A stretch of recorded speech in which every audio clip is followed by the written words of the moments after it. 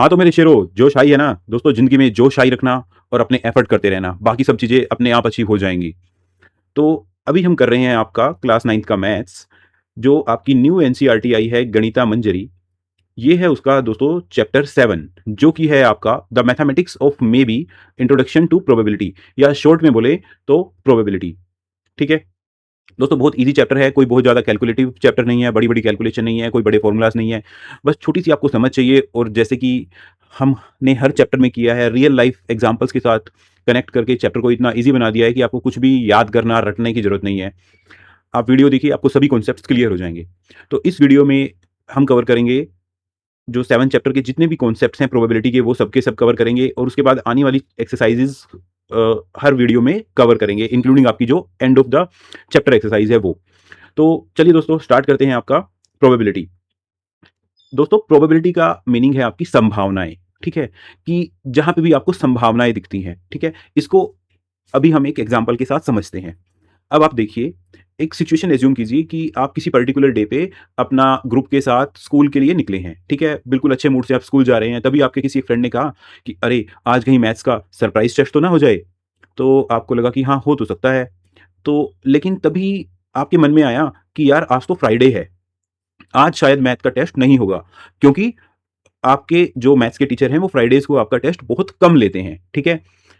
फिर आपके दूसरे फ्रेंड ने बोला कि नहीं, अभी हमारा जो चैप्टर कंप्लीट हुआ था उसको 2 दिन हो चुके हैं और 2 दिन के बाद सर शायद टेस्ट ले ही लेते हैं, मैक्सिमम केसेज़ में ले लेते हैं।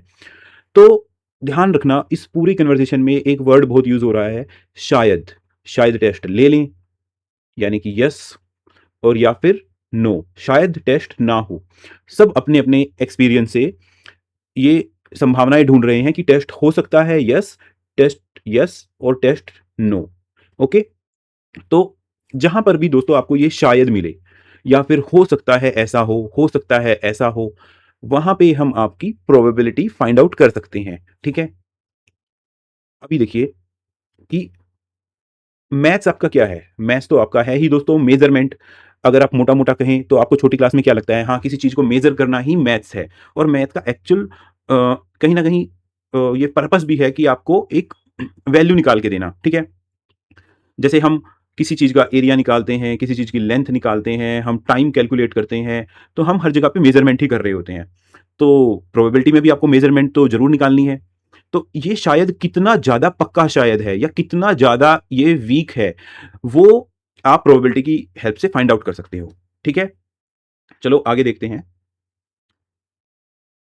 दोस्तों ये आपको बुक में बहुत जगह पे प्रोबेबिलिटी की डेफिनेशन मिल जाएगी। सिर्फ़ इसको एक बार ध्यान रख लेना, एक बार पढ़ लीजिए सिर्फ़ और आपको बिल्कुल ईज़िली समझ आ जाएगा। Probability is a type of measurement. ये जैसे दूसरी मेज़रमेंट है वैसे ही है। दूसरी मेज़रमेंट कैसे? जैसे हम एरिया निकालते हैं, हम लेंथ निकालते हैं, हम टाइम निकालते हैं। Which is used to measure the likelihood of the event. और ये क्या मेज़र करती है? क्या मेज़र करने के लिए हम इसका यूज़ करते हैं? लाइक्लीहुड। दोस्तों लाइक्लीहुड का मतलब कुछ नहीं होता। लाइक्लीहुड का मतलब हमारा संभावना ही होता है। वही जो आपका शायद, शायद वाली चीज़ है वही आपकी संभावना है या फिर मैं इसको बोलूँ मे बी को ही आपको मेज़र करना है और आपका चैप्टर का नाम भी मे बी ही है। तो इवेंट, इवेंट मतलब कोई भी घटना, आपकी ज़िंदगी में कि जितनी भी घटनाएँ घटती हैं उन सब की कुछ ना कुछ प्रोबेबिलिटी होती है। ठीक है? अब देखिए, अभी मैंने आपको एग्ज़ाम्पल दिया था आपके सरप्राइज़ टेस्ट का, ठीक है? और इसमें मैंने आपको बोला था कि 2 ही चांस बनते हैं। क्या-क्या चांस बनते हैं सरप्राइज़ टेस्ट के? कि या तो वो हो सकता है यस या फिर वो नहीं हो सकता और कुछ हो सकता है, ऐसा हो सकता है कि टीचर आधा टेस्ट ले ले, आधा ना ले। अगर आधा टेस्ट भी लेगा तभी भी वो टेस्ट तो हुआ ही। तो या तो वो लेगा या नहीं लेगा। तो यहाँ से मैं आपको एक फ़ॉर्मूला देता हूँ प्रोबेबिलिटी का कि प्रोबेबिलिटी हम कैसे फाइंड आउट करते हैं। अभी देखिए, अगर मैं बोलूँ कि टेस्ट होने की प्रोबेबिलिटी कितनी है, तो मतलब यस के मेरे कितने चांसेज़ हैं? 1 और टोटल मेरे कितने चांस हैं, कितने रिजल्ट्स आ सकते हैं 2। तो यस, यस की भी प्रोबेबिलिटी मेरी 1/2 हुई और ऐसे नो की भी मेरी प्रोबेबिलिटी, एक मेरा नो हो सकता है और मेरे टोटल ऑप्शंस हैं 2, ठीक है? तो नो की भी मेरी प्रोबेबिलिटी 1/2 हुई। तो अभी हम इसको ऐसे फ्रैक्शन में ही समझते हैं। फ्रैक्शन में समझने में दोस्तों आपको आसानी होगी।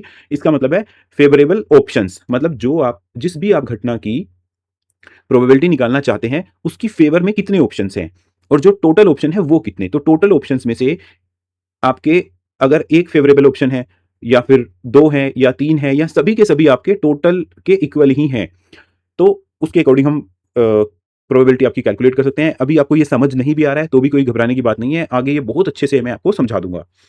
तो चलो, अभी दोस्तों एक और चीज़ एग्ज़ाम्पल लेते हैं। अभी क्या हुआ कि अभी आप स्कूल गए, स्कूल से आप वापस आ रहे हो, गर्मियों के दिन हैं और क्या हुआ कि बहुत ज़्यादा गर्मी हो रही है, बिल्कुल एकदम उमस भरी गर्मी है। तो आपने कहा कि यार कितना अच्छा हो कि बारिश आ जाए। तो आपके एक फ्रेंड ने कहा, फर्स्ट फ्रेंड ने आपके बोला कि हाँ, भई रेन आ सकती है और क्योंकि बहुत ज़्यादा गर्मी है इसलिए रेन आ सकती है। अक्सर जब ज़्यादा गर्मी चलती है और तब हमारी रेन आ जाती है। तो आपके दूसरे फ्रेंड ने बोला कि नहीं, नहीं अभी तो बहुत ज़्यादा तेज़ हवा चल रही है, जब बहुत तेज़ हवा चलती है तब रेन नहीं आती, ठीक है? तो यहाँ पे फिर से आपके 2 ऑप्शन आ गए, रेन या तो हो सकती है या नहीं हो सकती। अब आप एक चीज़ नोटिस करना, यहाँ पे आपके पहले फ्रेंड का एक्सपीरियंस था कि बहुत ज़्यादा गर्मी है और इस वज़ह से आ सकती है। दूसरे फ्रेंड का आपका ओपिनियन था एक्सपीरियंस के साथ कि नहीं, नहीं विंड बहुत चल रही है और विंड चल रही होती है तो हमारी बारिश नहीं आती है। ऐसे करके उसने एक अपना एक्सपीरियंस दिया आपको। तो ये क्या हो रहा है, ये रियल लाइफ में क्या हो रहा है, एक सब्जेक्टिव थिंक है। मतलब जिसका जैसा एक्सपीरियंस है वो वैसा आपको आउटपुट दे रहा है, ठीक है? वो वैसी ही अपनी मतलब एक ब्रॉड है, जैसे हम ऐसे बोलते हैं ना कि मोटा-मोटा, वो वैसा मोटा-मोटा वैसा सोच रहा है। तो लेकिन अभी अगर हमारे इस वर्ल्ड में आप देखो, इतनी चीज़ों की प्रोबेबिलिटीज़ है, कहीं पे वॉर हो रहा है, उसमें कुछ प्रोबेबिलिटीज़ बनती हैं। हम डेली लाइफ में इतनी चीज़ें खरीदते हैं, पेट्रोल के प्राइसेज़, इन सब चीज़ों में दोस्तों प्रोबेबिलिटी छुपी हुई है। तो वो बहुत ईज़ी हो जाएगी अगर हम उसको एक कंक्लूड करके लिख सकें, मतलब सब्जेक्टिव की बजाय जैसे मोटा-मोटा उसको अज़्यूम करने की बजाय हम उसको ऑब्जेक्टिव वे से फाइंड आउट कर सकें कि हाँ भाई बारिश होगी तो कितनी होगी। जैसे आप कभी वेदर चेक करेंगे तो वो आपको बताते हैं कि बारिश होने की 90% प्रोबेबिलिटी है या 10% प्रोबेबिलिटी है।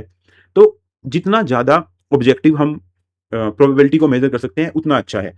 अभी आपको ये नहीं भी समझ आ रहा है तो कोई इश्यू नहीं है दोस्तों।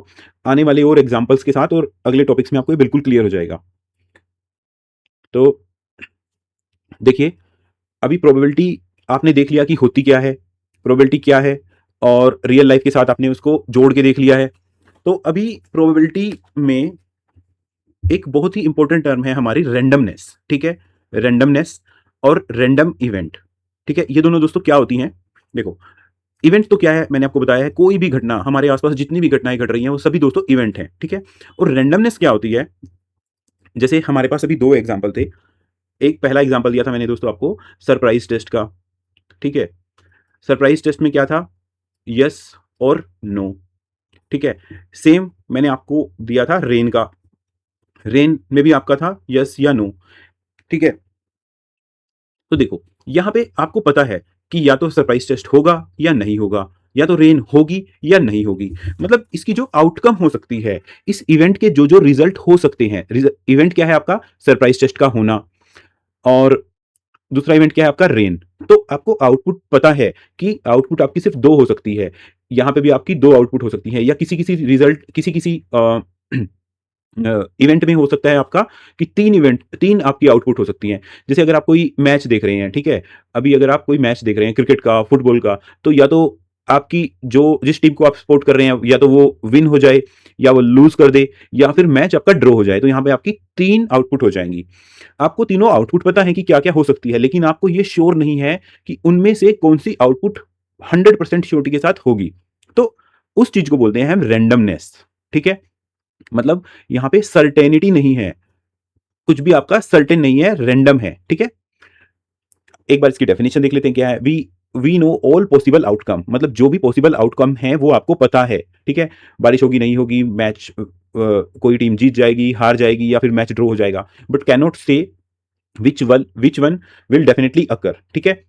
सो सेम इसी का पार्ट है कि हमें ये तो पता है कि क्या हो सकता है, what can happen, but what will happen we don't know. दोस्तों ऐसे ऐसे जो स्टेटमेंट है उसको आपको पढ़ लेना चाहिए, क्योंकि कई बार एमसीक्यू का 1 नंबर का कोई क्वेश्चन आ जाता है जिसमें ऐसे आपको थोड़ा वर्डिंग पता हो तो ईजी होता है करने में, ठीक है? दोस्तों पूरी प्रोबेबिलिटी में आप रैंडम इवेंट्स पढ़ेंगे, ठीक है? रैंडम इवेंट्स पढ़ेंगे तो अच्छा है आप उनको थोड़ा डीपली जान लें। ये आपका अगर आप +1 +2 में मैथ्स लेते हैं तो वहाँ पे भी आपका रहेगा। अगर आप साइंस बैकग्राउंड में जाते हैं, इंजीनियरिंग बैकग्राउंड में जाते हैं तो आपकी हायर लेवल तक आता है। लेकिन जो आपकी रैंडम इवेंट्स हैं वो आपकी सेम ही रहती हैं।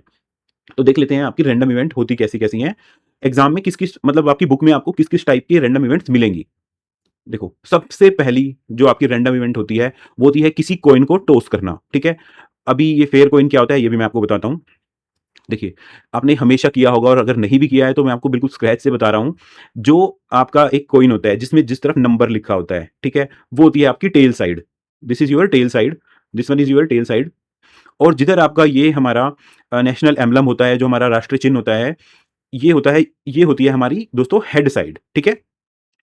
तो अगर आप एक कॉइन को टॉस करते हैं, टॉस मतलब उसको हवा में उछालते हैं, तो या तो वो आपका हेड की तरफ गिरेगा या वो टेल की तरफ गिरेगा, ठीक है? तो यहाँ पे आपकी 2 आउटपुट होती हैं, ठीक है? तो या तो हेड आ सकता है या टेल आ सकता है, ठीक है? अभी आपकी हम दूसरी टाइप की रैंडम इवेंट देखते हैं। ओके, दोस्तों इसमें मैंने आपको बताया था व्हाट इज़ फेयर कॉइन, ठीक है? दोस्तों फेयर कॉइन का मतलब है कि जैसे मोस्टली आपने कॉइन सब देखे होते हैं, वो फेयर कॉइन ही होते हैं। अगर आप उसको उछालते हैं तो ऐसा नहीं होता कि कोई एक साइड ज़्यादा मोटी है, कोई एक साइड पतली है, कि किसी एक के गिरने की प्रोबेबिलिटी ज़्यादा हो, ठीक है? बिल्कुल समान-समान रूप से उनकी थिकनेस वगैरह सब होती है। तो या फिर अगर किसी को देखना हो तो देख सकता है वो कि फेयर कॉइन क्या नहीं होता, क्या फेयर कॉइन नहीं होता? अगर दोस्तों किसी कॉइन के दोनों तरफ ही आपका हेड हो, इस तरफ भी हेड है और दूसरी तरफ भी हेड है, यानी कि उसको मिंट करते हुए जब वो कॉइन बनाया जा रहा था, तब उसमें कुछ मैन्युफैक्चरिंग डिफेक्ट हो गया और उसमें या तो दोनों तरफ हेड हो गया या टेल हो गया। अगर किसी को देखना है तो दोस्तों एक बॉलीवुड की मूवी है शोले, उसमें अमिताभ बच्चन और धर्मेंद्र एक कॉइन यूज़ करते हैं हमेशा, अमिताभ बच्चन यूज़ करते हैं। वो दोनों तरफ उसमें आई थिंक हेड होता है, ठीक है? और हमेशा पूरी मूवी में जितनी बार भी आप देखोगे अमिताभ बच्चन हेड माँगते हैं और वो हमेशा हेड ही आ जाता है और वो खुद ही कॉइन को टॉस करते हैं हमेशा। तो ऐसे कॉइन नहीं होने चाहिए, ठीक है? तो दूसरा आपका रैंडम इवेंट होती है दोस्तों, ये भी आपने मैक्सिमम देखा ही होगा डाइस, ठीक है? या फिर आपको हिंदी में बोलते हैं इसको पासा बोलते हैं, पासा, ठीक है? ये आई थिंक सभी स्टूडेंट्स ने देखा होगा, किसी ने नहीं देखा है तो मैं आपको बता देता हूँ। ये एक ऐसे क्यूब टाइप का स्ट्रक्चर होता है, आपका जैसा क्यूब होता है वैसा इस और एक आपके क्यूब के कितने फेस होते हैं दोस्तों? आपके क्यूब के टोटल 6 फेस होते हैं, ठीक है? और हर फेस पे आपका एक नंबर की डॉट लगी होती है। जैसे यहाँ पे 1 नंबर की डॉट है ये, ठीक है? तो इसको आप मान लो 1, दूसरे पे 2 डॉट तो मतलब 2, ठीक है? ऐसे कहाँ तक होता है आपका 6 तक होता है, ठीक है? आप लूडो खेलते हैं और भी बहुत सारे गेम होते हैं। आपने हॉलीवुड की मूवी में देखा होगा बहुत सारे कैसीनोज़ में ये होता है, इस टाइप की कुछ गेम होती हैं टेबल पे, ठीक है? तो इसमें आउटपुट हमारी कहाँ तक आ सकती है? इसमें अगर इसको मैं रैंडम इवेंट में लिखता हूँ, तो इस रैंडम इवेंट के मेरे आउटकम क्या-क्या हो सकते हैं दोस्तों? या तो 1 आ सकता है, 2 आ सकता है, 3, 4, 5 या 6, ठीक है? तो देखो, अभी तक हम सिर्फ़ 2 इवेंट वाले पढ़ रहे थे, जैसे हेड, टेल या फिर बारिश के केस में यस, नो, सरप्राइज़ टेस्ट के केस में भी ये यस, नो हमने पढ़ा था। अब हमारे पास क्या आ गए हैं, टोटल 6 तक चला गया है, आउटकम जो होती है, ठीक है? तो अभी देखिए, जो भी जहाँ पे भी डाइस का क्वेश्चन आएगा, वहाँ पे आपको अनबायस्ड डाइस लिखा होगा, ठीक है? तो अनबायस्ड डाइस का मतलब क्या होता है कि इसकी सभी फेसेस सेम होते हैं। कोई ऐसा नहीं है कि कोई ऊँचा है, कोई नीचा है, कोई पतला है, कोई मोटा है, वो नहीं होता। जैसे अगर आपने सभी ने देखा होगा, महाभारत का कोई भी एपिसोड देखा हो, तो या सुना हो किसी ने, तो उसमें जो शकुनी मामा थे, उनके पास एक ऐसे पासे थे, जिसको वो कंट्रोल कर सकते थे। अगर दुर्योधन बोलता था कि 6 आ जाए, तो शकुनी मामा उसमें 6 ले आते थे। अगर दुर्योधन बोलता था कि इसमें 5 आ जाए, तो वो 5 ले आते थे। तो वैसे पासे नहीं होने चाहिए। पासे आपके बिल्कुल मतलब ईमानदार पासा होना चाहिए आपका। दोस्तों ये होता है आपका थर्ड है आपका कार्ड्स, ठीक है? बहुत सारे स्टूडेंट्स ने कार्ड देखे होंगे, बहुत सारे ने खेले होंगे, बहुत सारों ने आज तक कभी भी नहीं देखे होंगे। एक्चुअली मैंने भी जब तक मैंने प्रोबेबिलिटी नहीं पढ़ी थी, तब तक मैंने कभी कार्ड्स खेले नहीं थे, तो मुझे लगा कि इनके बारे में बताना सबसे ज़्यादा इंपॉर्टेंट होता है, ठीक है? दोस्तों अलग-अलग कंट्रीज़ में अलग-अलग स्टैंडर्ड्स होते हैं, तो जो स्टैंडर्ड सबसे ज़्यादा वाइडली यूज़्ड है, उसमें टोटल 52 कार्ड्स होते हैं, ठीक है? तो अब देखिए इनकी डिवीज़न कैसे होती है। सबसे पहले इनकी डिवीज़न होती है कलर के बेस पे। तो कलर के बेस पे आप दोस्तों इसका स्क्रीनशॉट ले सकते हैं। कलर के बेस पे आपके 26 कार्ड आपके रेड होते हैं और 26 कार्ड आपके ब्लैक होते हैं, ठीक है? अब ये होगी आपकी कलर के बेस पे। अब आपकी होती है सेकंड किसके बेस पे? जो कलर जो आपका ये कार्ड के ऊपर सिंबल बना होता है। लाइक ये एक हार्ट टाइप का सिंबल बना है, ठीक है? ये एक डायमंड टाइप का सिंबल बना है। इनके नाम भी आपको दोस्तों रखने हैं याद। अब देखो, हार्ट एंड डायमंड, ये ध्यान रखना है आपको थोड़ा-सा। ये होते हैं आपके रेड, ओके? याद रख लेना कि हर्ट कैसा होता है। हर्ट आप किसी भी कहीं पे भी देखते हैं तो रेड ही मिलेगा, उसमें ब्लड होता है, ठीक है। डायमंड को सोच लेना कि हर्ट के पास, सभी के हर्ट के पास डायमंड होता है, सभी के दिल को हीरा प्यारा होता है। कुछ ऐसे याद कर लेना इसको। तो जो हर्ट का कलर है भाई डायमंड का रहेगा, ठीक है। तो उसके बाद आपका होता है ब्रिक, ओके। ब्रिक एंड आपका स्पेड, ये दोनों होते हैं दोस्तों आपके ब्लैक, ओके। ये दोनों होते हैं आपके ब्लैक। अभी मैंने बताया था रेड 26 हैं, तो 26 ये हो गए, यहाँ पे 26 हो गए। और हर्ट में कितने होते हैं? 13, 13, ब्रिक में भी 13, स्पेड में भी हमारे 13, ठीक है। जैसे आप अपने स्कूल में बहुत सारे स्टूडेंट्स ने देखा होगा, हाउसेज होते हैं, ठीक है। तो ऐसे 4 हाउसेज होते हैं मोस्टली, सेम यहाँ पे 4 आपके डिवीजन है इसमें, heart, diamond, brick and spade, ठीक है। अभी देखो, हर जो ये है आपका, जैसे हर्ट है, ठीक है। तो जो हर्ट में आपकी नंबरिंग है दोस्तों, वो 1 से स्टार्ट नहीं होती है, मतलब 1 से स्टार्ट होती है, बट उसको 1 नहीं बोलते हैं यहाँ पे, हम उसको यहाँ बोलते हैं एस, ठीक है। ये जो है आपका, ये आपका 1 है, और इसको 1 नहीं बोलते दोस्तों, इसको बोलते हैं हम एस। और 1 से लेके फिर आपकी 10 तक काउंटिंग हो जाती है, मतलब 2 से लेकर आपकी काउंटिंग हो जाती है, और ये आपका एस हो गया है, ठीक है। इसके बाद आते हैं आपके फेस कार्ड, ठीक है। फेस कार्ड मतलब देखो जिन पे चेहरा बना होता है, ठीक है, ये चेहरा बनाए, ये होता है आपका के से किंग, क्यू से आपकी क्वीन होता है, एंड जे से आपका जैक, जोकर, जैक होता है आपका, ठीक है। तो king, queen and jack, king, queen and jack, ये फिर से आपके हो गए 3। हर आपके मतलब आपके एक, जैसे हर्ट में है तो उसमें एक हर्ट का किंग होगा, एक आपका किसका किंग होगा?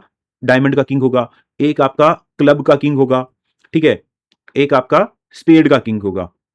तो अब देखो आपके पूरे के पूरे डेक में, डेक का मतलब है जो आपके पूरे के पूरे 52 कार्ड्स हैं, उसमें आपके कितने किंग होंगे? ठीक है, किंग होंगे टोटल 4, ठीक है। 4 में से 2 आपके रेड होंगे, और 2 आपके ब्लैक होंगे, ठीक है। ऐसे ही आपकी क्वीन भी कितनी होंगी दोस्तों? क्वीन एंड जैक भी आपके कितने होंगे?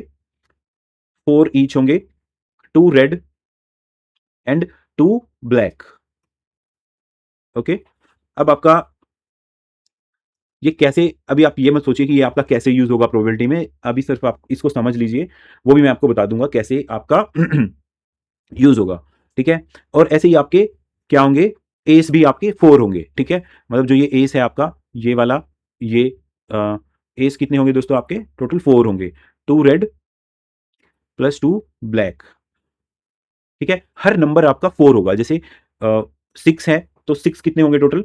6 भी आपके 4 होंगे, ठीक है। 2 रेड एंड 2 ब्लैक, ओके। तो ये थोड़ा सा ध्यान रखने वाली चीज है, ओके। अब देखिए दोस्तों, मैंने आपको रैंडम इवेंट के बारे में बता दिया, ठीक है। Random event, okay. Random event क्या होता है हमारा? जिसमें आपको सभी आउटपुट पता है कि टोटल आउटपुट क्या हो सकती है, ये आपकी, मतलब ये आपकी कहीं पे कुछ आउटपुट होगी, कहीं पे कुछ आउटपुट होगी, आपको सभी आउटपुट पता है, बट आपको ये नहीं पता कि इन आउटपुट में से आपकी आउटपुट क्या आएगी, ठीक है। तो अब देखो, एक टर्म है रैंडम इवेंट से जुड़ी हुई, रैंडम एक्सपेरिमेंट, ठीक है। अभी देखो, मैंने आपको रैंडम इवेंट के बारे में बताया, मैंने उसमें आपको बताया कि एक डाइस है, आप डाइस को क्या करते हो? रोल करते हो, ठीक है। तो डाइस के रोल करने को हम बोलते हैं रैंडम इवेंट, ओके। अब सोचिए कि आपने उस डाइस को एक्चुअल में रोल किया, ठीक है। तो जब आप उसको परफॉर्म कर रहे हैं तो उसको बोलते हैं रैंडम एक्सपेरिमेंट, या फिर रैंडम ट्रायल, या फिर रैंडम ऑब्जर्वेशन।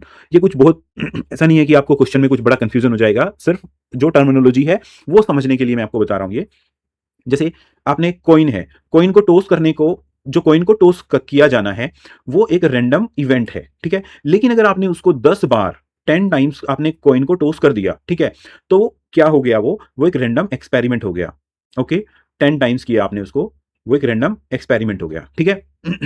एक कॉइन को 5 बार टॉस करना, या फिर एक डाइस को 10 बार रोल करना, मींस आपने कोई जो ट्रायल है, ट्रायल होगा ये दोस्तों, ट्रायल, ठीक है, उसको आपने 5 टाइम्स कर दिया, ठीक है। जैसे कई बार होता है ना कि किसी भी चीज़ को हम बार-बार रिपीट करके देखना चाहते हैं, तो वही आपका एक्सपेरिमेंट है। अब देखो दोस्तों, जो हम आपके नॉर्मली हम आपके साइंस में जितने भी एक्सपेरिमेंट करते हैं, ठीक है?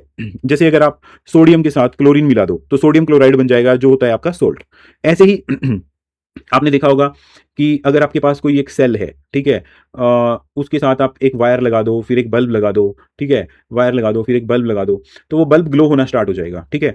तो फिजिक्स में, मतलब साइंस में, हमारे जो एक्सपेरिमेंट होते हैं, उनके आउटपुट हमें पता होता है कि ये होंगे।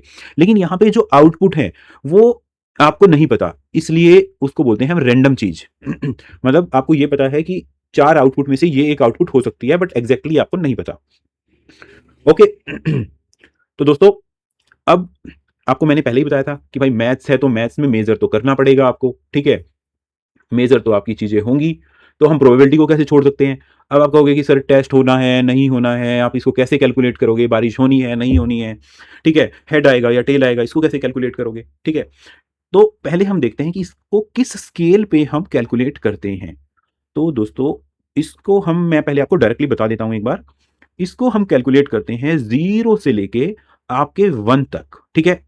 मतलब किसी भी इवेंट की जो प्रोबेबिलिटी है, वो मिनिमम 0 हो सकती है, मिनिमम वैल्यू उसकी 0 हो सकती है, और जो मैक्सिमम वैल्यू है वो उसकी 1 हो सकती है, ठीक है? देखो कितना आसान है, ठीक है?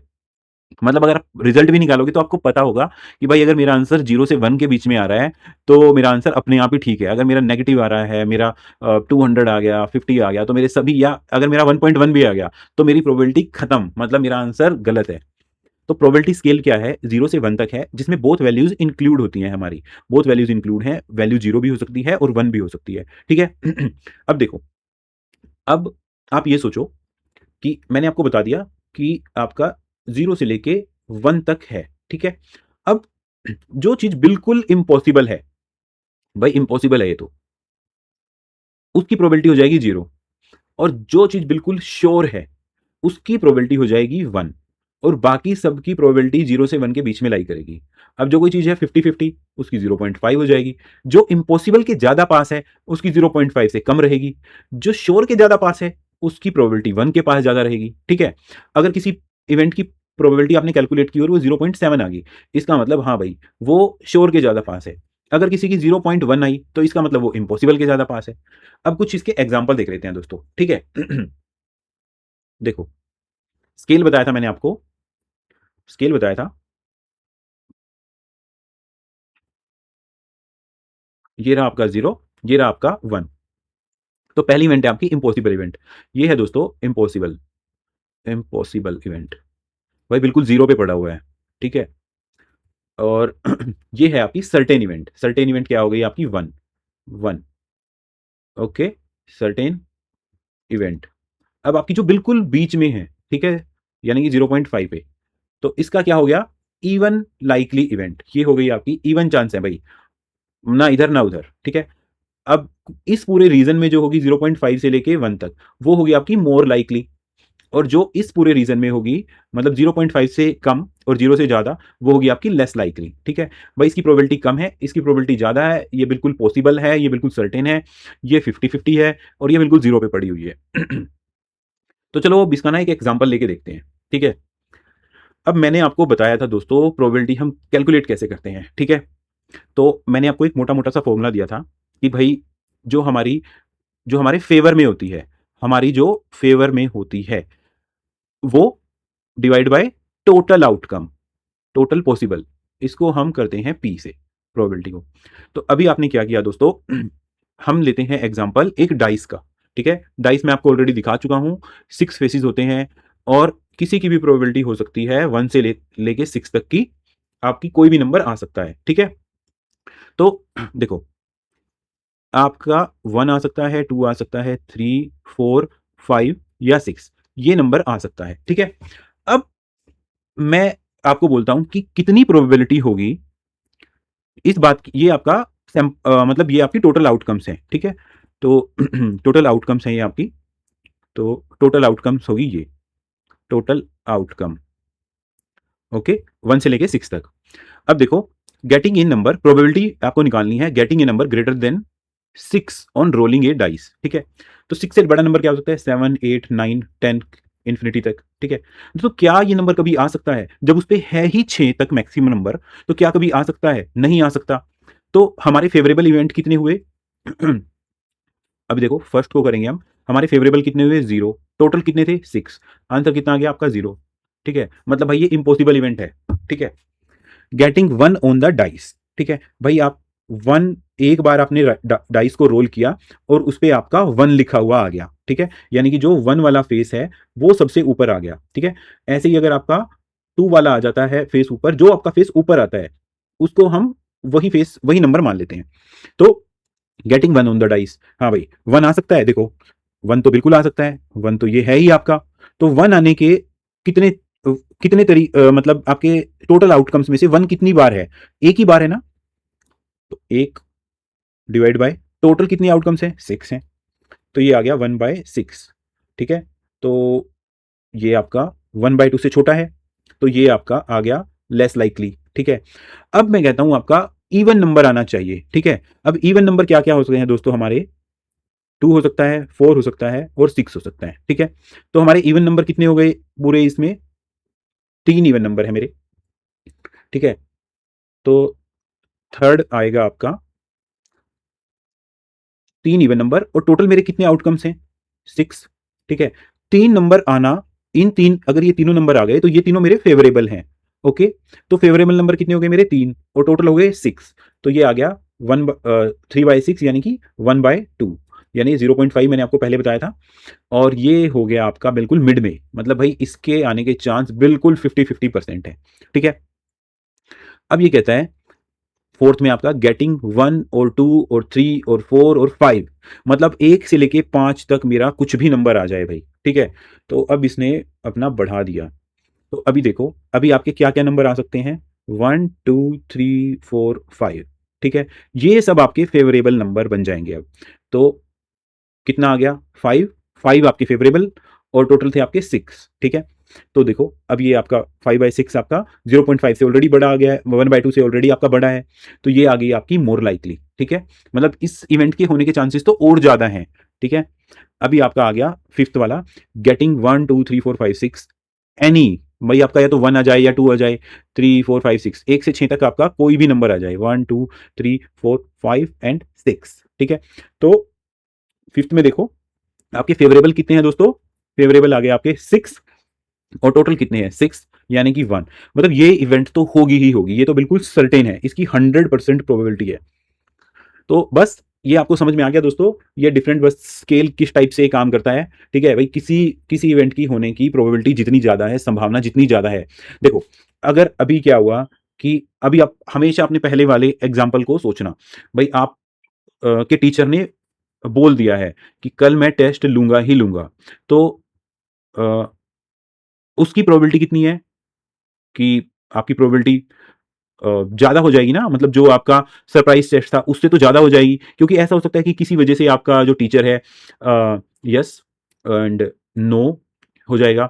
और या फिर किसी टीचर से अगर मान लो कि किसी रीज़न से टीचर छुट्टी पे चला जाता है, कुछ हो जाता है, बारिश बहुत ज़्यादा आ जाती है, टीचर स्कूल नहीं आ पाते। ठीक है, तो अगर टीचर बोल देता है कि मैं टेस्ट लूंगा और एक हो गया कि आपका सरप्राइज टेस्ट, ठीक है, तो दोनों में से किसकी ज्यादा प्रोबेबिलिटी होती है?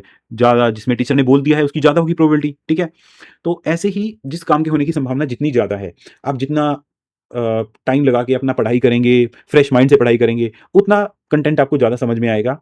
रियल लाइफ से कनेक्ट करते रहिए बस, और हो जाएगा आपका। अब देखो दोस्तों, कुछ इंपॉर्टेंट टर्म्स हैं प्रोबेबिलिटी से जुड़ी हुई, उनको हम समझ लेते हैं। ठीक है, ये आपकी बड़ी इंपॉर्टेंट टर्म्स हैं, इनको हम एलिमेंट ऑफ प्रोबेबिलिटी भी बोल देते हैं। ठीक है, वैसे अभी तक जो भी कुछ आया है वो अभी तक हमने सब कुछ पढ़ लिया है। ये सिर्फ उसको एक तरीके से नाम दिया हुआ है। ठीक है, देखो एक होता है आपका सैंपल स्पेस। ठीक है दोस्तों, अभी जैसे हमने डाइस के केस में बनाया था ना, आपको ध्यान होगा 1 2 3 4 5 6 मैंने आपको बना के दिखाया था कि ये टोटल आउटकम्स ये आ सकती हैं दोस्तों। इसी को जिसको मैं लिख रहा था कि टोटल आउटकम, ठीक है, इसी को हम बोलते हैं sample space. Okay, sample space. Okay, मतलब जितनी भी आपकी आउटकम आ सकती है उनको इन ब्रैकेट्स में लिखना। ये जो आपकी मीडियम पैरेंथेसिस होती हैं, मीडियम ब्रैकेट होती हैं, इनमें लिखना, करली ब्रैकेट कुछ भी बोलते हैं इसको आप। ठीक है, इसके बीच में जितनी भी आउटकम्स हैं उनको लिखना और विदाउट रिपीटेशन लिखना। अगर मैं ऐसे लिखूं 1 1 1 2 3 4, इधर लिख के दिखाता हूँ, 1 1 1 2 3 4 4 5 6 6। तो देखो इसमें एक भी रिपीट कर दिया मैंने, 4 भी रिपीट कर दिया, 6 भी रिपीट कर दिया, तो ये आपका सैंपल स्पेस नहीं होगा। आपको विदाउट रिपीटिशन लिखना है, ठीक है। तो इसको किससे डिनोट करते हैं, टर्मिनोलॉजी समझ लेते हैं भाई। सैंपल स्पेस, दो दो एस आ रहे हैं तो एक एस से हम इसको डिनोट कर देते हैं, ठीक है। लिखना कैसे है, इस ब्रैकेट के अंदर लिखना है, ठीक है। List of all possible outcome, सभी पॉसिबल आउटकम आपको इसमें लिखने हैं, विदाउट रिपीटिशन लिखना है, ठीक है। Each outcome is an element, ठीक है। अभी देखो जैसे ये था मेरा, मैंने डाइस के केस में लिखा था 1 2 3 4 5 एंड 6, जो इसमें ये एक एक एलिमेंट है आपका, इस एक जो ये एक एक आउटपुट है, इस एक एक आउटपुट को बोलते हैं एक एलिमेंट, ठीक है भाई, ये एक एलिमेंट। अब ये जो सैंपल स्पेस है ये 6 एलिमेंट से मिलकर बना है आपका, ठीक है। और सैंपल साइज को हम लिखते हैं एन एस से, ठीक है। तो इस केस में हमारा सैंपल साइज कितना हो जाएगा, N S is equal to 6। जो हम अ, अभी डिफरेंट डिफरेंट एग्जांपल देखते हैं, उससे और क्लियर हो जाएगा आपको। तो अभी दोस्तों आपको समझ में आ गया कि हम इसको रिपीटिशन में क्यों नहीं लिखते। अगर आप रिपीटिशन में लिखोगे तो दोस्तों आपका सैंपल साइज वैसे बिना मतलब के ही बढ़ जाएगा, ठीक है।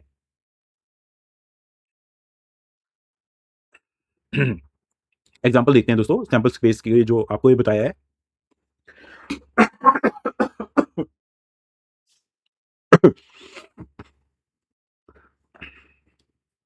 देखो आपका फर्स्ट एग्जांपल है जो मैंने आपको बताया था, एक सरप्राइज टेस्ट वाला और एक रेन वाला, ठीक है। सरप्राइज टेस्ट में आपका सैंपल स्पेस क्या था दोस्तों, कि सरप्राइज टेस्ट टेस्ट होगा, टेस्ट यस और नो टेस्ट, ठीक है। ऐसे ही आपका रेन में क्या था, यस या नो। आपके लिए सैंपल स्पेस लिखना कितना आसान है, आप तो पहले से स्टार्टिंग से लिख रहे हो ये। और इस सैंपल स्पेस का साइज कितना हो जाएगा, N S is equal to 2। दोस्तों कोई बहुत सिंपल सा क्वेश्चन भी ऐसे आ सकता है आपका कई बार, कि व्हाट एन एस डिनोट, ठीक है। ऑप्शन में आ जाएगा सैंपल स्पेस, सैंपल साइज, ठीक है, ऐसे कुछ भी आ जाएंगे 2-3 ऑप्शन, ठीक है। तो अभी दोस्तों टॉसिंग ए कॉइन, मैंने आपको बताया था कॉइन आप टॉस करेंगे या तो हेड आएगा, या फिर आप कॉइन टॉस करेंगे तो आपका टेल आएगा, ठीक है। तो दो ही आउटकम बनती हैं, या तो हेड या फिर टेल। और इसका सैंपल साइज कितना हो जाएगा, 2, 1 and 2, easy. Rolling A dice, ठीक है। अब देखो एक कोई भी आप डाइस रोल करोगे, मैंने ये तो आपको एग्जांपल ऑलरेडी बता दिया है। आपका 1 से लेके 6 तक आपका सैंपल स्पेस बनेगा, ये आपका सैंपल स्पेस है दोस्तों। और इस सैंपल स्पेस का साइज कितना होगा, 6 होगा, क्योंकि मैक्स आपकी 6 आउटकम है, ठीक है। तो हाँ, ये थोड़ा आप ध्यान से देखिए। देखो आपकी कैंटीन है, स्कूल कैंटीन है, ओके। यहाँ पे आपके मान लो कि आपके 3 तो आपके स्नैक्स हैं और 2 आपके ड्रिंक्स हैं, ठीक है। ये आपके ड्रिंक्स हैं और ये आपके स्नैक्स हैं, ओके। समोसा, पकोड़ा, बर्फी, और साथ में आओगे आपका टी ले सकते हो या लस्सी ले सकते हो, ठीक है।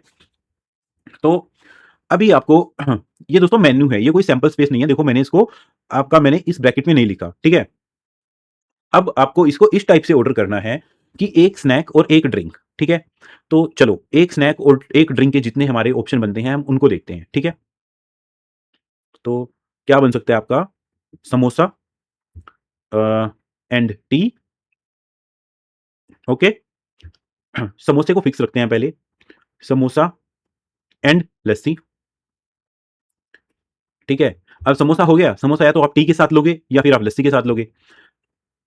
दूसरा क्या बनेगा आपका दोस्तों, पकोड़ा और टी, या फिर क्या आएगा, पकोड़ा एंड लस्सी। लास्ट में देखो पकोड़ा भी दोनों ऑप्शन हो गए, टी के साथ ले सकते हो, लस्सी के साथ ले सकते हो, या फिर आपका थर्ड बनता है बर्फी, टी, या फिर बर्फी एंड लस्सी, ठीक है। तो अब ये अलग अलग कॉम्बिनेशन बन गए हैं दोस्तों। अगर मुझे सैंपल साइज बताना है तो ये मैं, अगर मेरे को पूरा अ,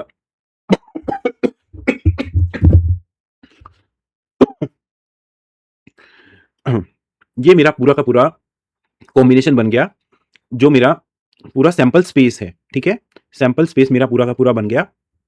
और अगर कोई मुझसे इसका सैंपल साइज पूछता है तो क्या हो जाएगा, 1 2 ये पूरा एक है दोस्तों, 3, 4, 5, 6, ये आ जाएगा मेरा 6, ठीक है? तो इस टाइप के थोड़े एब्स्ट्रैक्ट क्वेश्चन भी आपको देखने को मिल सकते हैं। आजकल एनसीईआरटी, आप आजकल जो आपका सीबीएसई है वो थोड़े थिंकिंग बेस्ड क्वेश्चन डाल रहा है। मतलब ये देखो आपका हेड टेल, डाइस वाला, ये तो सब बहुत क्वेश्चन हो चुके हैं आपके। तो अब देखते हैं, चलो। सैंपल स्पेस क्रिएट करना सबसे मतलब इंपॉर्टेंट काम है। किसी क्वेश्चन की वही जान है। अगर आपने किसी क्वेश्चन में सैंपल स्पेस बना लिया, तो वो क्वेश्चन मतलब आपका 90% हो गया है, ठीक है? उसके बाद तो सिर्फ यही फॉर्मूला लगाना है, फेवरेबल डिवाइड बाय टोटल वाला फॉर्मूला आप लगाओगे और आपका क्वेश्चन सोल्व हो जाएगा, ठीक है? सैंपल स्पेस बनाना ही सबसे ज्यादा इंपॉर्टेंट काम है। तो और इजी भी है दोस्तों। देखो, अभी तक हम एक कॉइन को टॉस कर रहे थे। जब हम एक कॉइन को टॉस कर रहे थे, या तो हेड आता था या टेल आता था, ठीक है? अभी देखो देखो, ये है आपका फर्स्ट कॉइन और ये आपका सेकंड कॉइन, ठीक है? और आपने इन दोनों को साथ में टॉस किया, तो क्या-क्या पॉसिबिलिटी बनती हैं? देखो दोस्तों, जैसे आपको मैं सैंपल स्पेस क्रिएट करना बता रहा हूँ, ठीक है? देखो, जैसे मैंने आपको यहाँ पे बताया था कि आप क्या करो, पहले एक एलिमेंट को फिक्स कर लो, ठीक है? जैसे हमने क्या किया था, यहाँ पे पहले समोसा को फिक्स किया, ठीक है? उसके साथ टी एंड लस्सी दोनों को वेरी किया। फिर पकोड़ा को फिक्स किया, उसके साथ टी एंड लस्सी को वेरी किया, ठीक है? ऐसे ही आप क्या करो, पहले आपने कॉइन 1 में हेड को फिक्स कर दिया, ठीक है? अब कॉइन 2 में क्या-क्या पॉसिबिलिटी हो सकती है? या तो हेड हो सकता है, या फिर इधर तो हेड फिक्स है, या इधर टेल हो सकता है, ठीक है? तो अब इसके कॉइन 2 के जो हमारे कॉम्बिनेशन बन सकते थे हेड के साथ, वो खत्म हो गए। अब इधर देखो, इधर या तो इधर अब हेड आने के चांसेस नहीं है, ठीक है? क्योंकि हेड 2 ही बार आ सकता है, ठीक है? अब इधर या तो टेल आएगा, और अब मैंने इसको टेल पे फिक्स कर दिया, ठीक है? और अब टेल के साथ इधर क्या आ सकता है दोस्तों? 2 ही चीज़ आ सकती हैं, या तो हेड आ सकता है या टेल आ सकता है। तो ये आपके सारे के सारे आउटकम बन गए।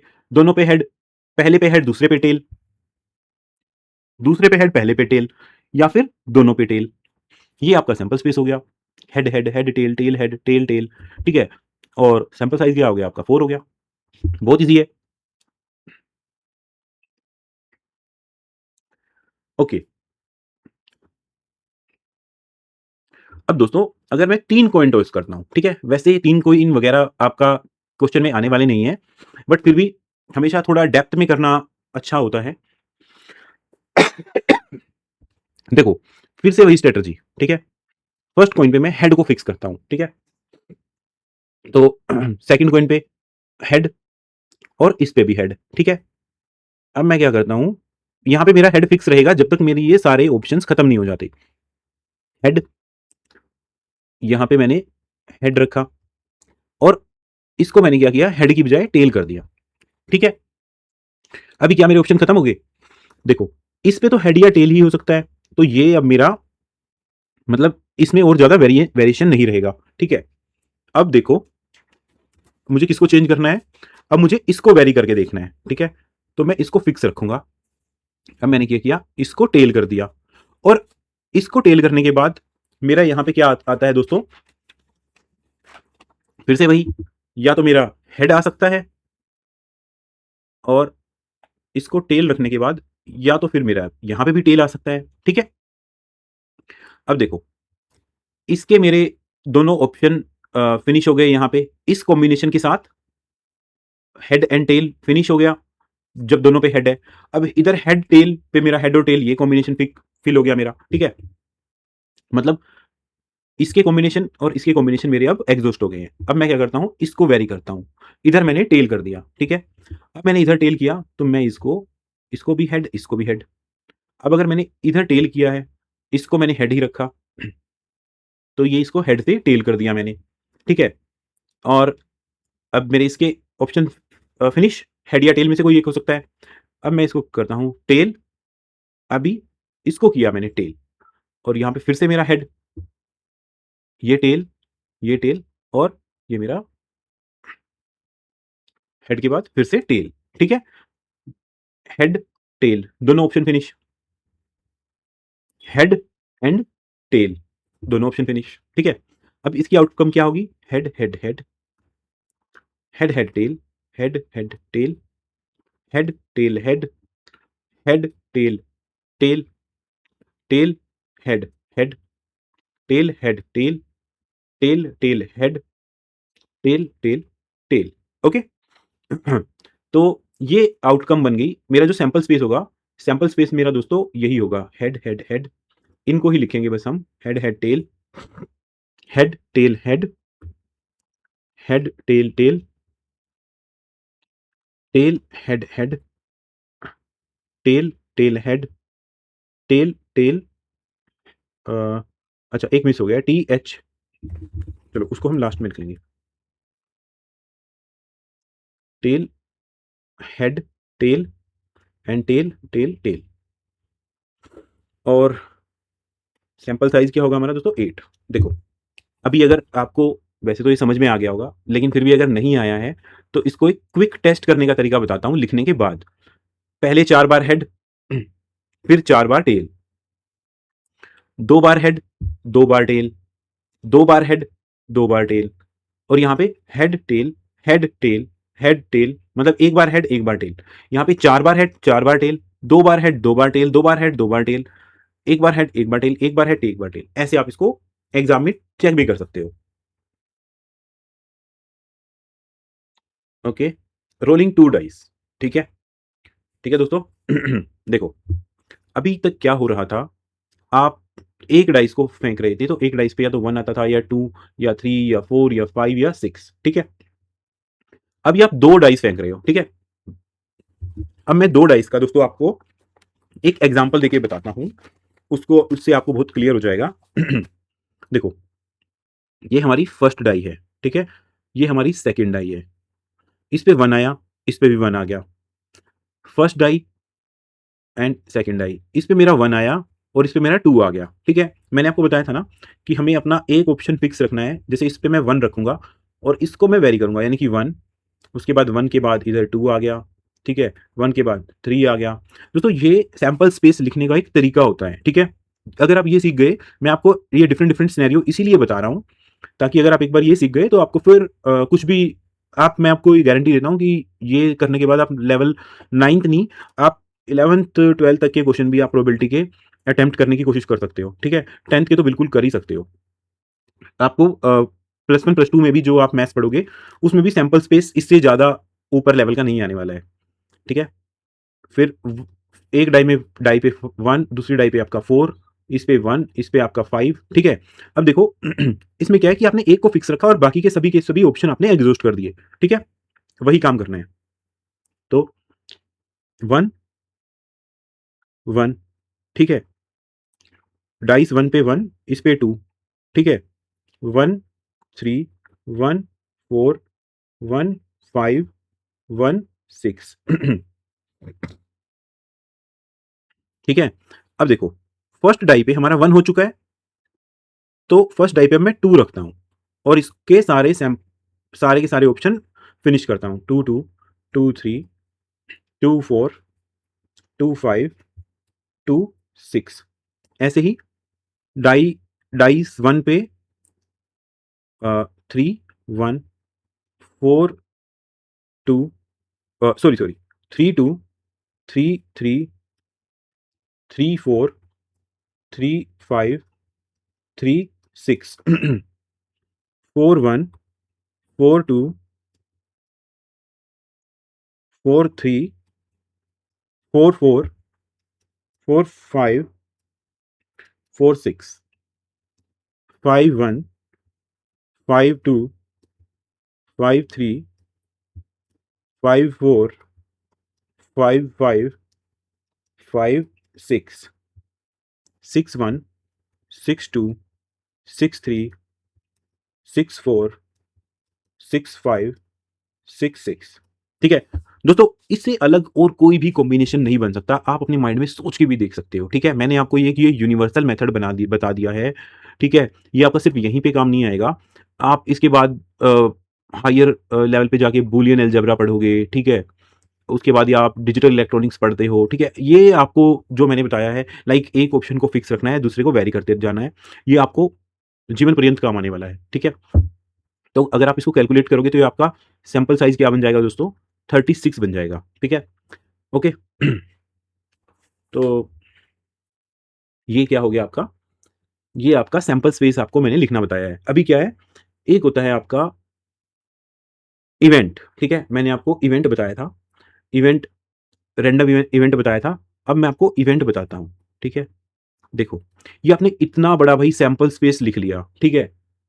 ये क्या है, आपकी टोटल इवेंट्स हैं। भई ये टोटल जो है ये हो सकती है, ठीक है? अब इनमें से मैं अगर किसी एक एक इवेंट को उठा लेता हूँ, ठीक है? एक जो ऑप्शन है मैंने उसको उठा लिया, 1-1 को, तो ये भी मेरी इवेंट है। या मैं 1-1 और 1 और 2 को इवेंट मिला लेता हूँ, ये भी मेरी इवेंट है, ठीक है? तो पूरे सैंपल स्पेस में से कोई एक सिंगल या कॉम्बिनेशन, ठीक है?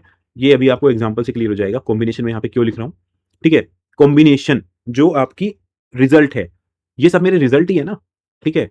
तो सिंगल और combination of result is called event, ठीक है? देखो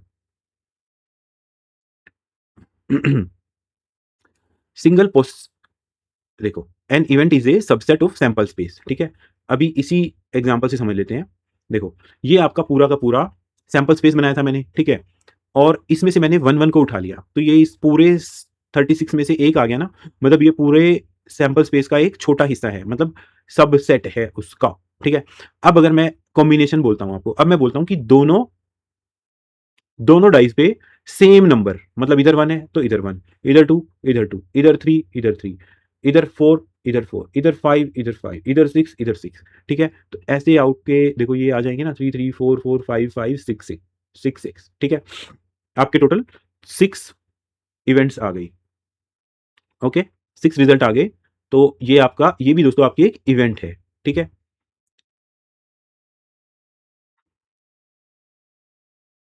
tossing a tossing 2 coins and both coins show tails, ठीक है? अभी देखो एग्ज़ाम्पल में पूरा 2 कॉइन्स को जब हमने किया था तो उसमें क्या आया था हमारा head head, head tail, tail head and tail tail, ठीक है?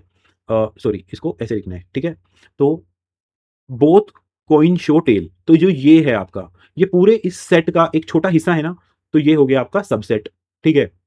और सिंगल पॉसिबल रिजल्ट और combination of result that might happen when you perform a random action. आपने एक रैंडम एक्शन किया कि आपने 2 कॉइन्स को टॉस किया। अब उसमें से क्या हुआ? आप बोल रहे हो कि जो जब बोथ पे आपका टेल है, वो आपका इवेंट है, ठीक है? बस ये देख लेना, ये क्वेश्चन की स्टेटमेंट ऐसी ही आएगी आपके पास, ठीक है? तो जब एक्सरसाइज़ेज़ करेंगे तो आपको और क्लियर हो जाएगा, ठीक है? दूसरा एग्ज़ाम्पल है rolling 2 dice and both dice show same number. मैंने आपको बता दिया, देखो पूरी जो हमने सैंपल स्पेस कैलकुलेट किया था वो कितना था? 36 का। मतलब 1-1 से लेके ऐसे-ऐसे करके हमने कहाँ तक किया था? 6-6 तक किया था। अब ये कहता है both dice shows same number. इस 36 में से मुझे क्या चाहिए? मुझे ये नंबर चाहिए 1-1, 2-2, 3-3, मतलब सेम नंबर होना चाहिए डाइस पे 5-5 एंड 6-6। तो कितने हो जाएँगे? 6, ठीक है? समझ में आ गया अब एक इवेंट क्या होता है? पूरे सैंपल स्पेस का एक छोटा पार्ट। ओके, दोस्तों ट्री डायग्राम। अभी क्या होता है कि कई बार ना, जैसे अभी हम ये ऑप्शंस को हम एक्सप्लोर कर रहे थे, तो जब हम मल्टीपल ऑप्शंस को एक्सप्लोर करते हैं, तो उनको ऐसे जैसे अभी हमने ऊपर लिखा वैसे लिखना मुश्किल हो जाता है। तो हम क्या करते हैं, उसका एक भाई ग्राफ सा बना लेते हैं, विजुअल रिप्रेजेंटेशन बना लेते हैं, ठीक है? जैसे आप किसी को बताते हो कि जैसे आप लाइब्रेरी में बैठे हो, ठीक है? आपको उसको बताना है कि लाइब्रेरी में बैठे हो, कोई नया स्टूडेंट है, आप उसको ऐसे बताते हो कि हाँ, वो पूछता है कि भाई यहाँ पे कैंटीन कहाँ है? तो आप उसको बताते हो कि भाई पहले सीधे जाना, लाइब्रेरी से बाहर निकलना, फिर आप उसको बना के बताते हो कि फिर यहाँ पे एक ट्री आएगा, ठीक है? उस ट्री के से आप ऐसे राइट ले लेना, फिर जो आपकी सेकंड रूम होगा वो आपका कैंटीन है, ठीक है? समझ गए? तो विजुअल रिप्रेजेंटेशन होती है जब हमारे एक से ज़्यादा स्टेप इन्वॉल्वड हों, सैंपल स्पेस बनाने में, ठीक है? तो हम इसका यूज़ करते हैं। अभी देखो, अगर आपका सीधा रास्ता है कि भाई लाइब्रेरी से बाहर निकलो, सीधा कैंटीन है, तो आप उसको सीधा बता दोगे कि सीधे चला जा। आपको ऐसे पूरा ग्राफ बनाने की कब ज़रूरत होगी? जब उसको 2-3 टर्न लेने पड़ेंगे, ठीक है? लिस्ट ऑल पॉसिबल आउटकम, और ऑल पॉसिबल आउटकम क्या होता है आपका? Sample space, okay? तो आपको सैंपल स्पेस बनाना है, एक से ज़्यादा आपके स्टेप्स इन्वॉल्व हैं और विजुअल रिप्रेजेंटेशन से बनाना है, ठीक है। तो ट्री डायग्राम क्या हो गया? सैंपल स्पेस बनाने का तरीका यूजिंग विजुअल रिप्रेजेंटेशन, ठीक है, बस। और उसमें एक से ज़्यादा स्टेप हो भी सकते हैं, नहीं भी हो सकते, ठीक है। अभी देखो बना के दिखाता हूं आपको। टॉस ए कॉइन 2 टाइम्स, ठीक है। एक कॉइन को आपने 2 बार टॉस किया, या फिर टॉसिंग 2 कॉइन एट वंस, ठीक है। ये दोनों दोस्तों सेम ही चीजें हैं, ये आपको आगे क्लियर हो जाएगा, या मैं अभी भी आपको समझा देता हूं। देखो, आपने क्या किया, स्टार्ट किया आपके पास 2 कॉइन थे, ठीक है। पहले कॉइन पे आपका आ सकता है हेड, आ सकता है, ठीक है। इससे हम देखते हैं, इससे स्टार्ट करते हैं Kosi toss a coin 2 times, ठीक है। अब देखो आपने क्या किया, पहली बार जब कॉइन को टॉस किया तो उस पर हेड आ गया, ठीक है। ये रहा आपका हेड, ओके। तो या फिर हेड नहीं आया, तो जैसे आपने यहां से किया स्टार्ट, ओके, स्टार्ट किया। आप इसको दोस्तों ऐसे हॉरिजॉन्टल भी बना सकते हैं, मैं आपको दोनों तरीके से बना के दिखाता हूं, ठीक है। आपने किया स्टार्ट, आपने कॉइन टॉस किया, तो दोस्तों वो क्या आ सकता है, हेड आ सकता है, या फिर वो टेल आ सकता है। ये हो गया आपका फर्स्ट स्टेप, मतलब 1 टाइम में जब आपने उसको फर्स्ट टॉस, ओके। अब सेकंड बार टॉस कराना है, तो अगर पहली बार हेड आया था, अब आप आ गए हो दूसरे स्टेप पे, आपको दूसरी बार टॉस करना है। तो दूसरी बार भी क्या हो सकता है दोस्तों, या तो आपका हेड आ सकता है, या फिर आपका टेल आ सकता है, ठीक है। सेम थिंग, पहली बार टेल आ गया था, लेकिन दूसरी बार क्या आ सकता है, आपका हेड भी आ सकता है और टेल भी आ सकता है। तो बस, ये आपका दोस्तों सेकंड टॉस भी खत्म हो गया। अब जो दिक्कत है इसमें, सेकंड टॉस हो गया, ठीक है। तो देखो ये मैंने आपको वर्टिकल बना दिया, ये मैंने आपका हॉरिजॉन्टल बना के दिखाया हुआ है, ठीक है। लाइक पहली बार किया तो हेड आ गया, अब दूसरी बार हेड भी आ सकता है या टेल भी आ सकता है। और अगर पहली बार मैंने जब किया था तब टेल टेल आ गया, और दूसरी बार हेड आ सकता है या फिर टेल आ सकता है। अब आपको इससे सैंपल स्पेस बनाना कैसे है, देखो ये बन गया आपका। आपको हर एक ये दोस्तों आपकी ब्रांच होगी है, जैसे एक पेड़ की शाखा होती है ना, वैसे ये उल्टा पेड़ है। मोस्टली आपके पेड़ कैसे होते हैं, ऐसे और ऐसे होते हैं ना, ठीक है। तो ये उल्टा पेड़ है आपका, यहाँ से ऐसे ऐसे ऐसे पेड़ है ये आपका उल्टा, ठीक है। इसकी जड़ ऊपर है स्टार्ट वाली, और नीचे इसकी ब्रांचेज है, ठीक है। तो ऐसे लिखो, इसको करो हेड हेड, ठीक है। सॉरी, सैंपल स्पेस हम किस में लिखते हैं, इसमें हेड हेड, ठीक है। दूसरा क्या आएगा, head tail, head and tail इसको अंदर ऐसे कर लो, ठीक है, पता चल जाएगा अलग अलग है। फिर ये टेल हेड और टेल, ये वाला क्या आ जाएगा, टेल टेल, ठीक है। और ये वही जो है आपका, जो दोस्तों हमने स्टार्टिंग में लिखा था, head head head tail, tail head and tail tail, ये वही तो है दो का, ठीक है। अब क्या करते हैं, अब हम एक थोड़ा सा आउट ऑफ बॉक्स क्वेश्चन लेते हैं रियल लाइफ, ठीक है। तो इसमें क्या है कि आप एक मूवी देखने जा रहे हो, और आपके पास क्या क्या ऑप्शन है, कि आपके पास अंडर मेंशन चॉइसेस हैं, ठीक है। या तो आप फ्रेंड के साथ जा सकते हो, या फिर आप फैमिली के साथ जा सकते हो, या तो आप बॉलीवुड मूवी देख सकते हो या हॉलीवुड मूवी देख सकते हो, या तो आप ऑफलाइन टिकट खरीद सकते हो या ऑनलाइन खरीद सकते हो, ठीक है। ऑफलाइन कैसे, कि जैसे आप मॉल में गए, कहीं काउंटर पे गए, वहां पे खरीद लिया, या फिर ऑनलाइन में कैसे है, बुक माई शो से खरीद लिया, ठीक है, जैसे हम ऑनलाइन टिकट बुक करते हैं वही, ठीक है। तो आपको इसका सैंपल स्पेस बनाना है, पूरा sample space using tree diagram, ठीक है। तो चलो भाई स्टार्ट करते हैं। स्टार्ट कहां से करते हैं, स्टार्ट स्टार्ट लिख के करते हैं, ओके। तो देखो, पहला ऑप्शन क्या आपका, फैमिली या फ्रेंड, ठीक है भाई। तो मैं बोल देता हूं, चलो भाई पहले हम फैमिली को प्रायोरिटी देते हैं, फैमिली के साथ चले गए। फैमिली के साथ नहीं जाएंगे तो मैं हम किसके साथ जाएंगे, फ्रेंड के साथ जाएंगे, ओके अभी देखो, फैमिली के साथ आप गए, एक रास्ता आपका तैयार हो गया। तो इसके बाद आपके पास 2 ऑप्शन है, बॉलीवुड मूवी, शॉर्ट में लिखता हूं मैं, या फिर हॉलीवुड मूवी, ओके। अब अगर आपने बॉलीवुड मूवी भी खरीद देखनी है, तो उसके बाद फिर आपके पास 2 ऑप्शन है। क्या ऑप्शन है, ऑनलाइन टिकट खरीदी या ऑफलाइन खरीदी। ऐसे ही हॉलीवुड में भी आपके पास 2 ऑप्शन है, ऑनलाइन या फिर ऑफलाइन, ठीक है। अब यहाँ पे आया फ्रेंड के पास, फैमिली की बजाय आप गए थे फ्रेंड के पास साथ। तो यहाँ पे आपका फिर से वही होगा कि या तो आपने बॉलीवुड मूवी देखी या फिर आपने दोस्तों हॉलीवुड मूवी देखी। अब बॉलीवुड में भी आपने या तो ऑन की ऑनलाइन टिकट ली या ऑफलाइन ली। अब हॉलीवुड में भी आपने या तो ऑनलाइन ली या फिर आपने ऑफलाइन ली। अब इससे ज़्यादा कोई ऑप्शन हो सकते हैं? नहीं हो सकते ना। तो अगर इसका सैंपल स्पेस लिखना है तो कैसे लिखेंगे दोस्तों? वीडियो पॉज करके आप खुद से लिख के देखिए इसको, ठीक है। तो इसका सैंपल स्पेस हम कैसे लिखेंगे? फैमिली बॉलीवुड ऑनलाइन, ठीक है। फैमिली बॉलीवुड ऑनलाइन, ठीक है। ये बन गया ना मेरा, ये वाली ब्रांच खत्म। अब ये वाली ब्रांच आएगी, ये वाली ब्रांच, ठीक है। फैमिली बॉलीवुड ऑफलाइन, ठीक है। ये वाली ब्रांच मेरी पूरी खत्म। अब family Hollywood online, family Hollywood online, ठीक है। फैमिली, अब ये वाली branch family Hollywood offline, Hollywood offline, ठीक है। ऐसे ही आप बहुत इजीली इनको भी बना लोगे। कुछ नहीं करना है, फैमिली की जगह बस फ्रेंड आ जाएगा। Friend Bollywood online, friend Bollywood offline, friend Bollywood offline. अब कुछ नहीं, अब ये वाली ब्रांच आ जाएगी आपकी। Friend friend sorry Hollywood online, friend Hollywood offline, ठीक है।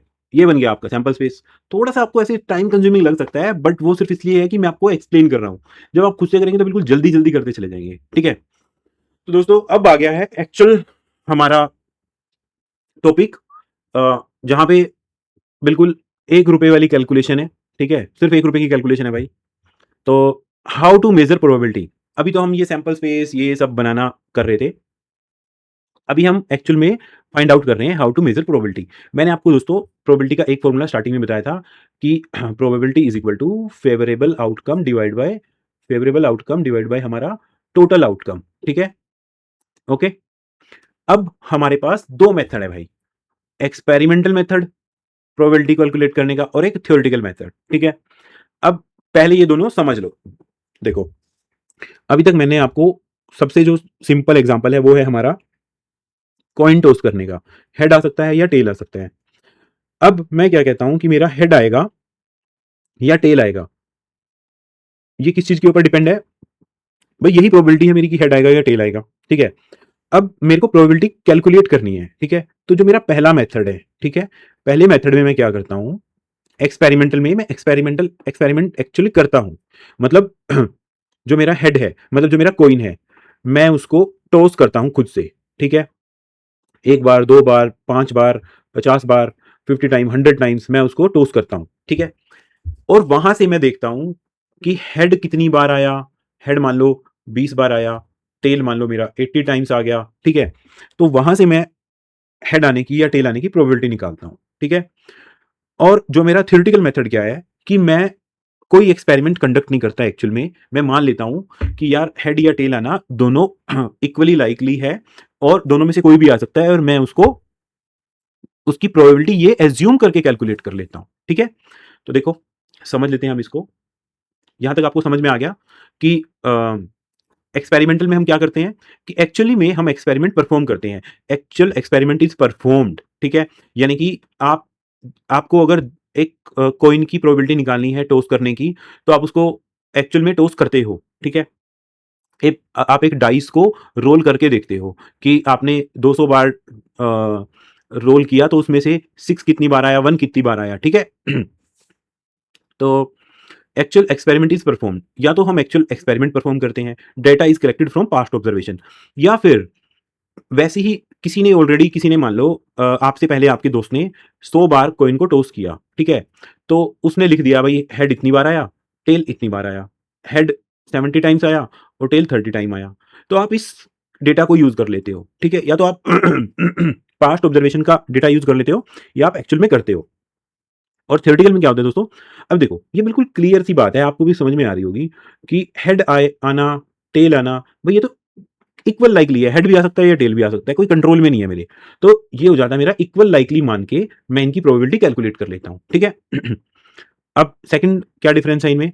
कॉइन को हम टॉस करते हैं कितनी बार, 50 बार, 100 बार, जितनी भी हमारी रिक्वायरमेंट होती है। इसमें कोई हम एक्सपेरिमेंट परफॉर्म करते ही नहीं, ठीक है?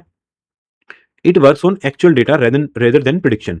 अगर ऐसा कोई एक नंबर का क्वेश्चन आ जाए, आपसे पूछ ले, ठीक है, कि which method work on the actual data and not on the prediction, तो वो है आपका एक्सपेरिमेंटल मेथड। और इसमें क्या है आपका, हम यहाँ पे ideal and perfectly fair condition मान के चलते हैं, ठीक है?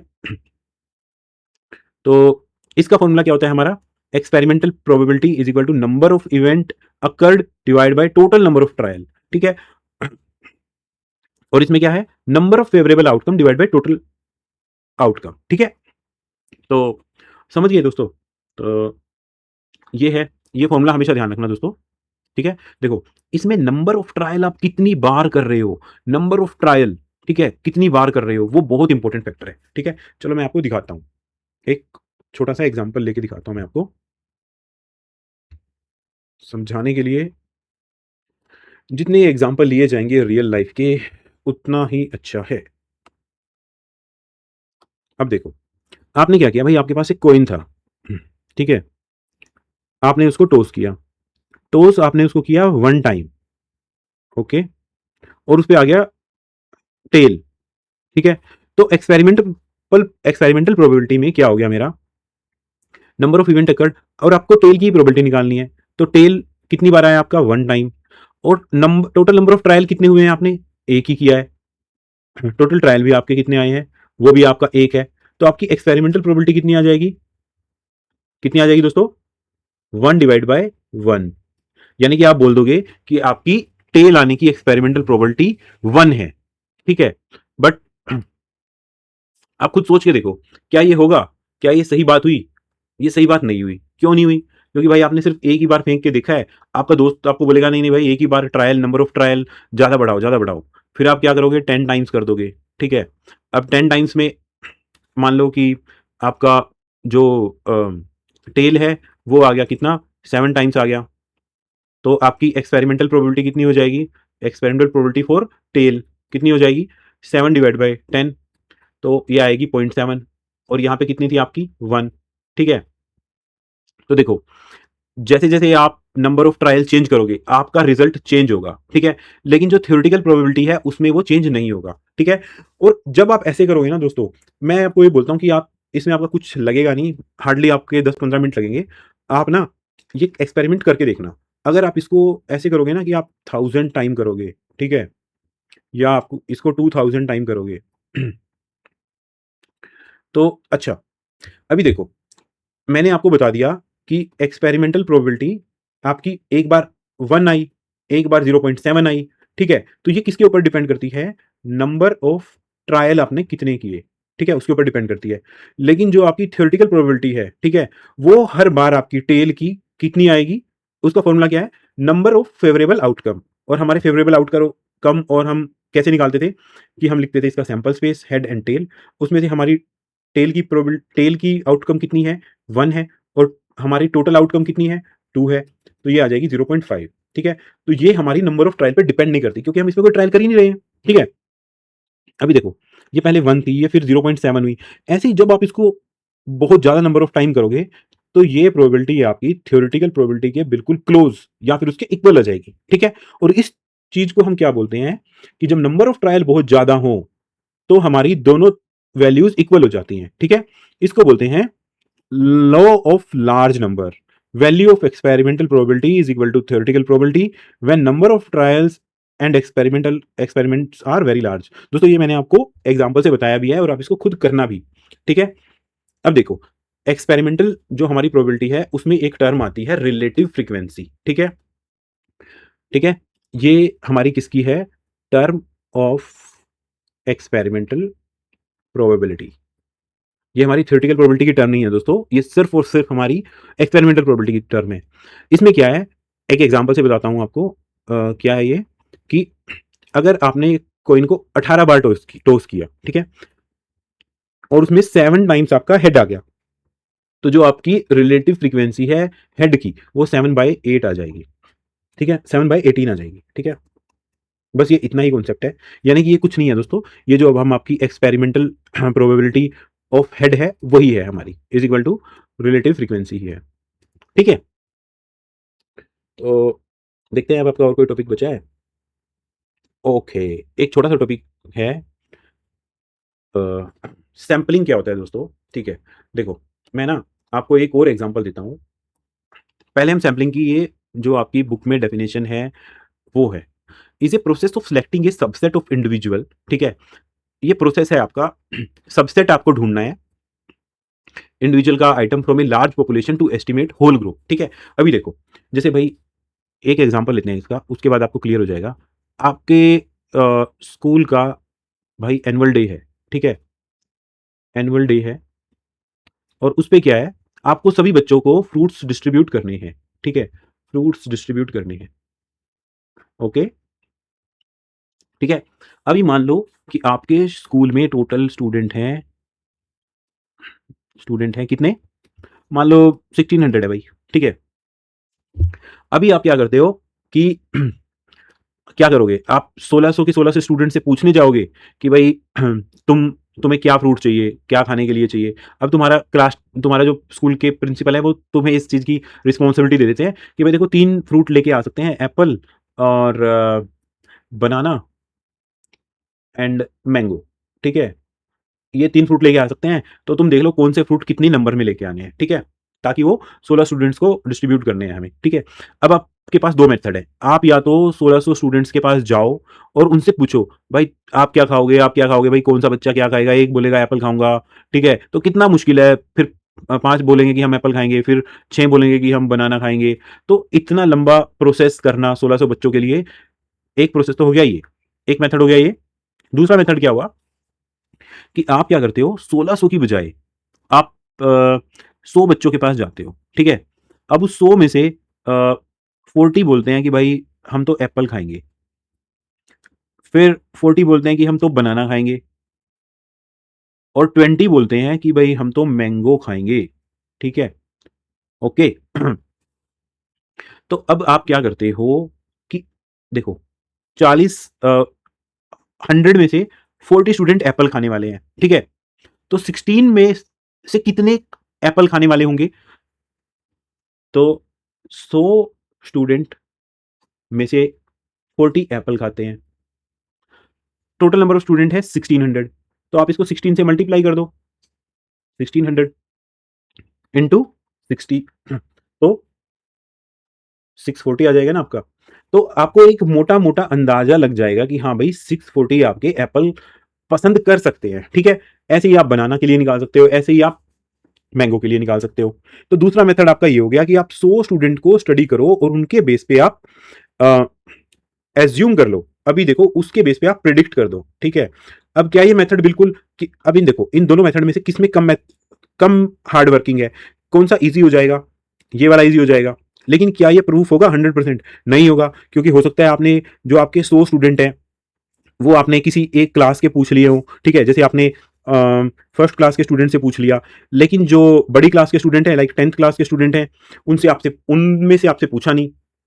तो छोटे बच्चों की पसंद अलग होती है, बड़े बच्चों की पसंद अलग हो सकती है। ऐसे हो सकता है कि आपके फर्स्ट क्लास में बच्चे हों वो मान लो कि नॉर्थ इंडिया से हों, ठीक है, और जो आपके 10th क्लास में बच्चे हैं वो साउथ इंडिया से हों, तो ऐसे उनकी चॉइसेस अलग अलग हो सकती हैं, ठीक है। या फिर ऐसे हो सकता है कि आपने 100 बॉयज से पूछ लिया, उसमें आपने गर्ल्स को इंक्लूड नहीं किया, ठीक है, बॉयज गर्ल्स की चॉइसेस अलग अलग हो सकती है। तो ये हमारा जो सेकंड मेथड है ये हमारा मतलब इजी मेथड तो है, बट इसमें कुछ डिसएडवांटेज हैं, और आप इन डिसएडवांटेज को कैसे कर सकते हो कि आप जो जो आप ये सेट बनाओगे, सबसेट बनाओगे, यानी कि जो आपने 100 चूज किया है ये आपका एक सबसेट है, ठीक है, of individual from a large population, ये आपका 100 है और लार्ज पॉपुलेशन कितनी है आपकी 1600, टू एस्टिमेट होल ग्रुप। आपको इसको कैसे बनाना है कि आपको इसमें एवरी क्लास से कुछ बच्चे लेने हैं, ठीक है, एवरी जेंडर के कुछ बच्चे लेने हैं, ठीक है? ऐसे-ऐसे करके आपको ये बनाना चाहिए। ये ऐसे करना नहीं है, सिर्फ़ आपको एक सैंपलिंग का कॉन्सेप्ट बताना था कि ये होता क्या है सैंपलिंग, ठीक है? ओके, अब आ गया आपका गैम्बलर फैलेसी, ठीक है? दोस्तों मैं कहूँगा कि अगर आप गैम्बलर फैलेसी समझ गए, तो भई आप मैथ्स नहीं, आप ना लाइफ़ जीत जाओगे। You will win in the life, win in the life ये चीज़ मैं लिख रहा हूँ, ठीक है? देखो, क्या लिखा है वो छोड़ दो, मैं आपको बताता हूँ। देखो, आप कोई गेम खेल रहे हो, मतलब आप क्या कर रहे हो, एक डाइस है, ठीक है? उसमें खेल रहे हो और आप क्या है कि हाँ, नहीं, सबसे पहले हम कॉइन को देखते हैं, ठीक है? कॉइन को देखते हैं। आप अपने दोस्त के साथ शर्त लगा रखी है आपने किसी चीज़ की मान लो हर बार आप शर्त लगाते हो, ठीक है? आप शर्त लगाते हो हेड आने पे, कि मैंने हेड आएगा तो शर्त मैं जीत जाऊँगा और भाई 100-100 रुपए की शर्त है, 100-100 रुपीज़ की शर्त है, ठीक है? दोस्तों लाइफ़ में कभी ऐसे करना मत, ये एक तरीके से गैम्बलिंग हो जाती है और गैम्बलिंग बहुत बुरी चीज़ है। गैम्बलिंग की वज़ह से ही दोस्तों महाभारत हो गई थी, तो करना मत आप, जो थोड़े बहुते पैसे होंगे वो भी हार जाओगे। तो आपने कहा हेड आएगा, वो आ गया टेल, ठीक है? आप हार गए, ठीक है? अब फिर से आपने शर्त लगाई, फिर से आपने बोला कि भाई हेड आएगा, वो फिर से आ गया टेल। फिर से आपने तीसरी बार शर्त लगाई, तो अब आप सोच रहे हो कि 2 बार तो टेल आ ही चुका है यार, इस बार मैं हेड बोल देता हूँ, इस बार तो पक्का हेड आएगा, क्योंकि 2 बार तो टेल आ ही चुका है, ठीक है? आपने हेड बोल दिया, वो आ गया फिर से टेल, आप फिर से हार गए। अब क्या हो रहा है कि 3 बार टेल आ चुका है, यहाँ 2 बार आ चुका था। आप सोच रहे हो कि भाई 3 बार टेल आ गया है, अब तो हेड आएगा ही आएगा, लेकिन वो फिर से आ जाता है टेल, ठीक है? अब भाई 4 बार आप हार गए हो। आप सोच रहे हो भाई अब तो 4 बार टेल आ गया है, अब तो हेड आएगा। तो ये आपका एक भ्रम है, ठीक है? भ्रम, फैलेसी का मतलब होता है भ्रम। अब ये क्यों है ऐसा? क्योंकि दोस्तों ये आपको पता है कि 4 बार टेल आ चुका है, या मैं तो कहूँगा कि आपका 10 बार भी टेल आ गया है या 50 बार भी टेल आ गया है, ठीक है? तभी भी आप ये नहीं बोल सकते कि अगला टेल आएगा या हेड आएगा। क्यों? क्योंकि आपका जो कॉइन है, उसकी दोस्तों कोई मेमोरी नहीं होती। उसको नहीं पता कि पास्ट फ्लिप में मैं हेड था या टेल था, ठीक है? तो उसकी कोई मेमोरी नहीं होती और बस यही आपकी जो गैम्बलर जो आपका जुआरी होता है, ठीक है? जुआरी का यही एक भ्रम होता है, ठीक है? यही भ्रम कि मैं अगली बारी में जीत जाऊँगा, अगली बारी में तो जो पिछली बारी में नहीं आया है, वही आएगा, ठीक है?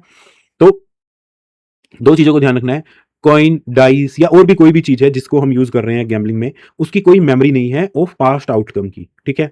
और जो पास्ट फ्लिप है, मतलब जो पिछले वाला फ्लिप था, वो नेक्स्ट फ्लिप को डिसाइड नहीं करता, ठीक है?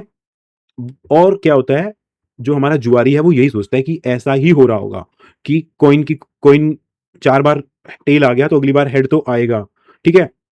तो दैट्स कंप्लीट। आपका इस चैप्टर के सभी दोस्तों कॉन्सेप्ट्स मैंने आपको करा दिए हैं।